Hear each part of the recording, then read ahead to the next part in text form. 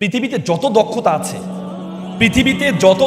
আছে, পৃথিবীর সকল দক্ষতার মধ্যে মোস্ট ফাইন্যান্সড ইম্পর্টেন্ট দক্ষতা হচ্ছে পাবলিক স্পিকিং।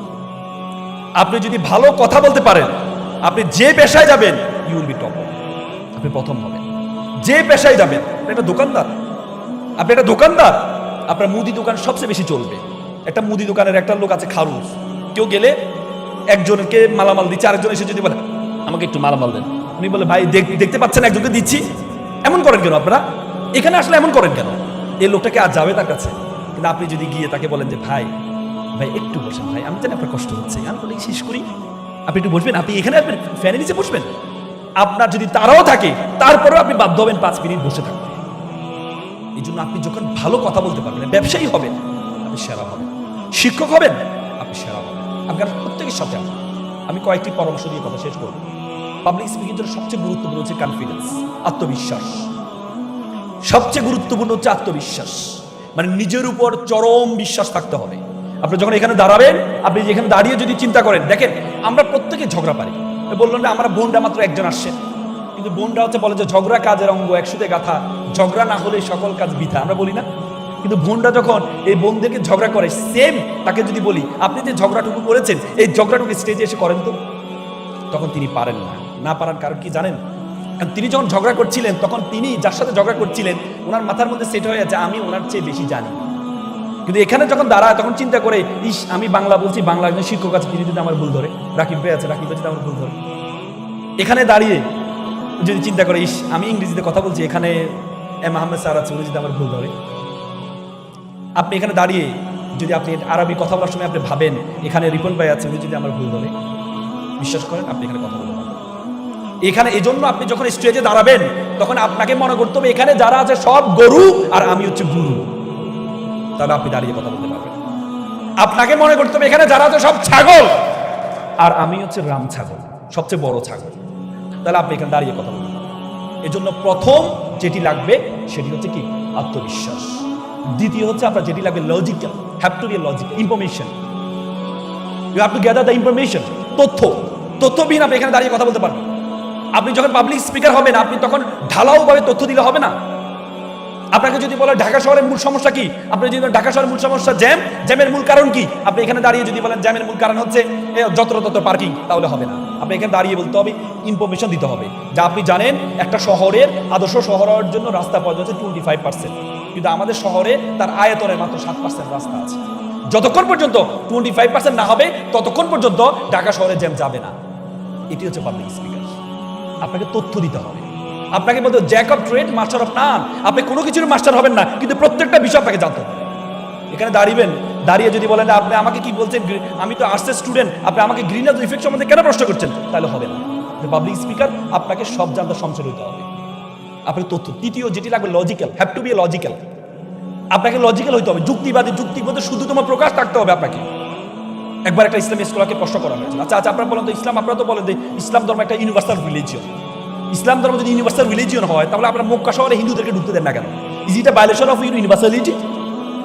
তিনি বলছেন আচ্ছা ঠিক আছে, আচ্ছা আপনি কোন দেশের নাগরিক? বলে আমি বাংলাদেশের নাগরিক। আচ্ছা আপনি বাংলাদেশের নাগরিক হিসেবে আপনি বাংলাদেশের সব জায়গায় যেতে পারেন? না আমি তো যেতে পারি। বলছে ক্যান্টনমেন্টে যেতে পারেন? না ক্যান্টনমেন্ট যেতে পারি না। বলছে কেন যেতে পারেন? তারা ঢুকতে দেয় না।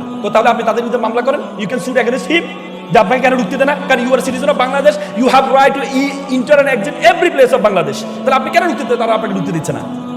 তখন বলছে না এটা করা যাবে না। তিনি বললেন ক্যান্টনমেন্টে তারাই ঢুকতে পারবে, তারা দেশের জন্য জীবন দিতে পারবে। মুসলমানদের জন্য একটি ক্যান্টনমেন্ট হচ্ছে মক্কা শহর, মক্কা শহরে তারাই ঢুকতে পারবে যারা ইসলামের জন্য জীবন দিতে পারবে।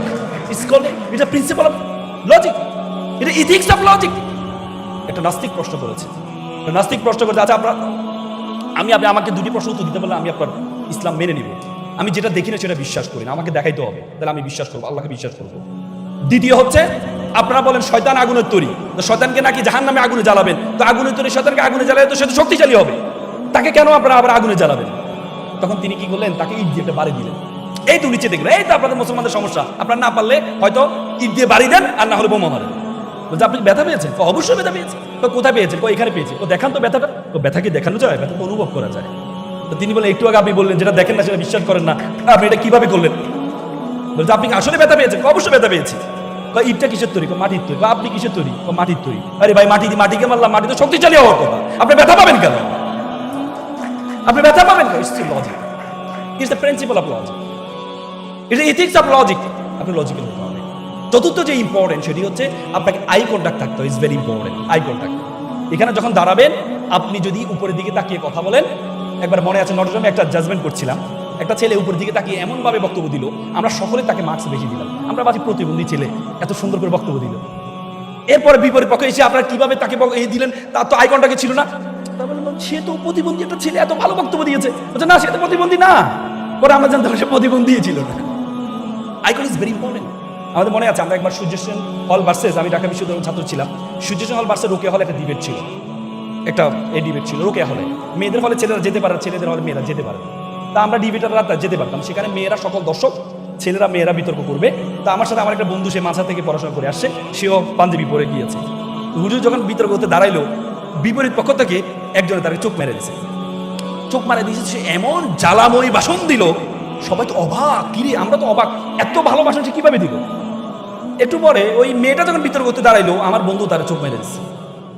চোখ মাইরা সে টেবিলে নিয়ে মাথার এভাবে তাক করেছে। আমার বন্ধু কি হয়েছে? ও কুতিবা আলাইকুমুল কিসাস, মানে আল্লাহ বলছে কি প্রতিশোধকে ফরজ করেছে। আমি ঘটনা ঘটে দিচ্ছি। ও কি হয়েছে? ও সে আমার চোখ মারছে, আমিও মেরে দিচ্ছি। এ মেয়ে আর কথা বলতে, মেয়ে দাঁড়ায় শুধু 5 মিনিট 3 মিনিট শুধু মুখ নাড়াচ্ছে, কোনো কথাই আসে না। তার কথা হচ্ছে যে আমি বোরকা পরি না, একটা ছেলেকে আমি চোখ মারতেই পারি, কিন্তু একটা হুজুর কেন আমাকে চোখ মারতো? একটা হুজুর কেন আমাকে চোখ মারতো? ওইটার কারণে আমরা জয়লাভ করছিলাম। এই জন্য আইকন ইজ ভেরি ইম্পর্টেন্ট। আপনি যখন তাকাবেন তখন কিসের দিকে তাকাবেন? তখন কিসের? কপালের দিকে তাকাবেন, কপাল।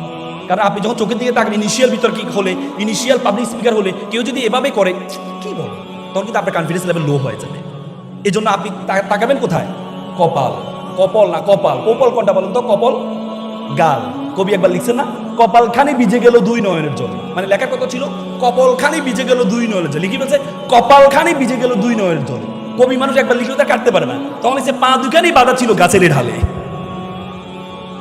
তার মানে আপনারা যখন তাকাবেন তখন কোথায় তাকাবেন? কপালের দিকে। যখন যত টিপি করো কোনো লাভ হবে না। পঞ্চম যেটি ইম্পর্টেন্ট পাবলিক স্পিকিং, সেটা হচ্ছে body language. Is very important. Body ল্যাঙ্গুয়েজটা আপনি কিভাবে রাখবেন? আপনি ডায়াসে দাঁড়িয়ে, অনেকে দেখবেন ডায়াসে দাঁড়িয়ে এভাবে থাকে, মানে শুয়ে যাবে সে ডায়াসের উপরে। আমি ওই দিন একটা টক শোতে দেখছিলাম, ডাকশোতে যারা ইলেকশন করছে, সে ডায়াসের মধ্যে শুয়ে যাচ্ছে।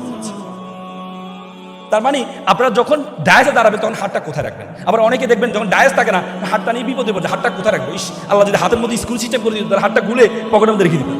মানে হাতটা নিয়ে বিপদে পড়ে যায়। এইভাবে কি যে করে আল্লাহ না। যখন ডায়াসে দাঁড়াবেন তখন এইভাবে দাঁড়াবেন, একবারে আপনার বডিটা সোজা থাকতে হবে। আর যেখানে দাঁড়াবেন তার এক হাতে আপনার। আবার আপনার সেইভাবে এভাবে দেখাবেন না। আমাদের কিছু হুজুর আছে দেখুন, ওয়াজ করার সময় আমি আল্লাহকে এত বেশি ভালোবাসি বলে সব মাইকটা ঘুরে নিয়ে চলে যাবে। এটাকে বডি ল্যাঙ্গুয়েজ। বডি ল্যাঙ্গুয়েজটা হচ্ছে আপনার শব্দ চয়ন হবে আপনার অবস্থার আলোকে। কারণ আমরা যখন পড়ি, আমরা যখন করি, তখন দন্তস্ব নিচে তখন ব হয়, এটাকে শাসাঘাত করতে হয়। যেমন আপনি স্বপ্ন দেখেছি, আমরা স্বাধীন জাতি। আপনি যদি আমার মাথার উপর একটা বজ্রও পড়েছে, আপনাকে বজ্রও দেখাইতে হবে না। আপনি যদি বজ্রও পড়েছে তাহলে দেখাইতে হবে। এই জন্য আপনাকে কথার ভঙ্গিমাটা থাকতে হবে। সেটা সর্বশেষ গুরুত্বপূর্ণ যেটি হচ্ছে ভোকাল, কণ্ঠস্বর। কোনটা কোন ঢঙ্গে বলে, ইটস ভেরি ইম্পর্টেন্ট। কোনটা কোন ঢঙ্গে। আপনি সবসময় দেখবেন, বিটিভি দেখেছেন তো না? বিটিভি দেখেছেন? বিটিভিতে দেখবেন যে যখন আনন্দের খবর, আপনারা জানেন কিছুক্ষণ আগে বাংলাদেশ নেদারল্যান্ডকে 10 উইকেটে হারিয়ে জয়লাভ করেছে। আমরা খুবই আনন্দিত, মনে হচ্ছে যেন তার কান্না করছে, মনে হচ্ছে নেদারল্যান্ড তার বাপ হেরে গেছে। আবার দেখবেন আনন্দের খবর, শোকের খবর সব একই স্টাইল। আবার দেখবেন কিছু রেডিও আছে, ডিজুইস মার্কের রেডিও, হ্যাঁ কিছুক্ষণ আগে আপনারা জানেন আমাদের মাননীয় প্রধান উপদেষ্টা মারা গেছে, আমরা খুবই শোকাহত, হায় আল্লাহ, কি বলে? মানে মনে হচ্ছে যেন সে খুব আনন্দিত না। যেটা যে ঢঙ্গের সেটাকে সে ঢঙ্গে বলতে হবে।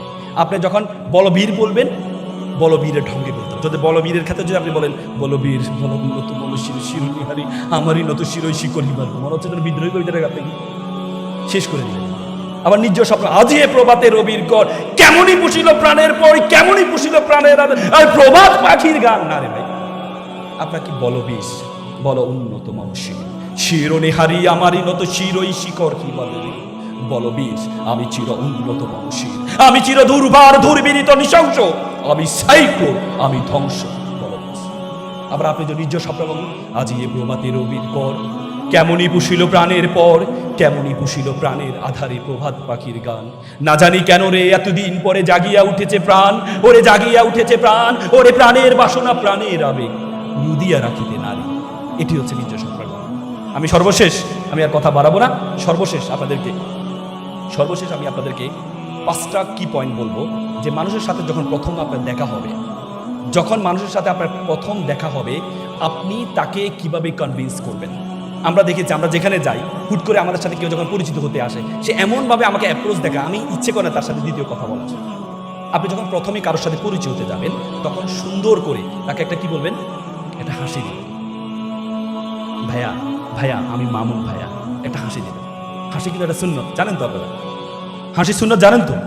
হ্যাঁ, আল্লাহ রাসূল যে হাসি শুধু সুন্নত নয়, আল্লাহ রাসূল কি বলে, একটা সাহাবা বলেছেন যে আল্লাহ রাসূল আমি আকসারু তাবাসসুমা মিনাল নবী করিম সাল্লাল্লাহু আলাইহি সাল্লাম, আমি নবী করিম সাল্লাল্লাহু আলাইহি সাল্লামকে এত বেশি হাসতে আর কোনো মানুষকে দেখি না যত বেশি নবী করিম সাল্লাল্লাহু আলাইহি সাল্লাম হেসেছেন।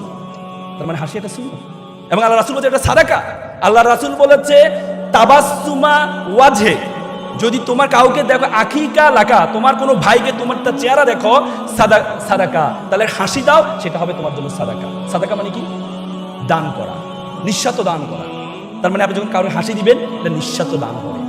এই জন্য প্রথমে যখন কারোর সাথে দেখা হবে একটা হাসি দিবেন। আর আমরা কি করি, ভাইয়া আমি মামুন ভাইয়া, আর এই হাসি দিলে হবে না তো। হাসি 3 ধরনের মনে রাখবেন। একটা হচ্ছে তাবাসসুম মানে মুস্কি হাসি, এটা রাসূল সবসময় দিতেন। আর একটা হচ্ছে কি দেহেক মানে হচ্ছে দাঁত বের করে হাসা কিন্তু আওয়াজ হবে না, এটাও দেওয়া যায়। আর এটা হচ্ছে কাহাকা মানে অট্ট হাসি। আল্লাহ রাসূল বলেছেন তোমরা কাহাকা দিও না, কাহাকা দিলে তোমার হৃদয়টা মরে যায়, এটা কাহাকা দিবা না, অট্ট হাসি দিবা না, এটা শয়তানের হাসি। এই হাসি কখনো দিবা না, আওয়াজ করে যে হাসিটা দেয় এটা কখনো দিবা না। তার মানে আপনি যখন প্রথমে কারোর সাথে দেখা হবে, প্রথমে তাকে একটা হাসি দিবেন, ভাইয়া আমি মামুন ভাইয়া, ভালো আছেন ভাইয়া, প্রথম। দ্বিতীয় যেটি করবেন সেটি হচ্ছে, আমরা সবসময় কি মানুষের নেগেটিভ অ্যাপ্রোচ দেখাই। প্রথমে ভাইয়া আপনার কাছে একটু কালো কালো লাগছে, তাহলে উনি কি আপনার সাথে কথা বলার আগ্রহ থাকবে? ভাইয়া আজকে পোশাকটা আপনাকে ভালো লাগছে, আপনি ছবিটা অনেক সুন্দর, বাস্তবে আসলে এবার বললে সে কি আপনার সাথে আর কথা বলবে? আপনি বলছেন ভাইয়া ছবি কি, বাস্তবে আপনি অনেক সুন্দর ভাইয়া। যদিও আমাদের শরীয়ত বলেছে যে সামনে প্রশংসা না করতে, একটু প্রশংসা তো করতেই হবে। এটাকে প্রশংসা না বলেন, আপনি কমপ্লিমেন্ট বলতে পারেন, যে আপনি তাকে বলছেন ভাইয়া আপনি কিন্তু আজকে আপনাকে অনেক সুন্দর লাগছে, ছবি থেকে বাস্তবে আপনি অনেক সুন্দর।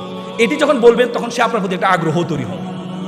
তৃতীয় যেটি করতে যাবেন সেটি হচ্ছে ওনার ব্যাপারে আপনি একটু তথ্য নিবেন। আপনি যেমন শান্ত ভাইয়ের সাথে দেখা করতে গেলেন, আপনি শান্ত ভাই বাংলাদেশের তো আসলে রাজনীতি অবস্থা খুবই বাজে অবস্থা, এই দিয়ে হবে না, আসলে এভাবে হবে না, এভাবে দেশ চলতে পারে না। অথচ শান্ত ভাই রাজনীতির ব্যাপারে কোনো আগ্রহ নেই, কিন্তু আপনি তাকে রাজনীতির বিষয় বললেন, হবে এটা? কিন্তু আপনি যদি শান্ত ভাই এখন বর্তমানে বাংলাদেশের PPS এর কিন্তু অনেক ভালো কাজ করছে, বা ওনার যে ইভেন্ট আছে, ইভেন্ট নিয়ে আপনি তাকে প্রশংসা করলেন, তখন সে খুশি হবে, না সে আমার বিষয়ে জানে, আপনি তার সম্বন্ধে জানবেন। পঞ্চমত যেটি করবেন, ফিজিটিং করা যাবে না কথা বলার সময়। ফিজিটিং কেমন?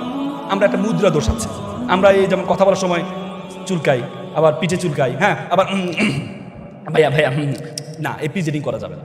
এই জিনিসগুলো যদি আপনি অ্যাভয়েড করতে পারেন, তাহলে আপনি সফল হবেন। আমি আপনাদেরকে বলবো যে পাবলিক স্পিকিং, APJ আবুল কালামের একটা কথা বলে শেষ করব। তিনি বলেছেন প্রজাপতির পিছনে ঘুরো না, ফুলের চাষ করো, প্রজাপতি তোমার পিছনে ঘুরবে। তো সুতরাং ফুলের চাষ হচ্ছে পাবলিক স্পিকিং, এটি যদি আপনি করতে পারবেন, মনে রাখবেন সকল কিছু আপনার পিছনে ঘুরবে। সকলে ভালো থাকবেন, সুস্থ থাকবেন। আসসালামু আলাইকুম।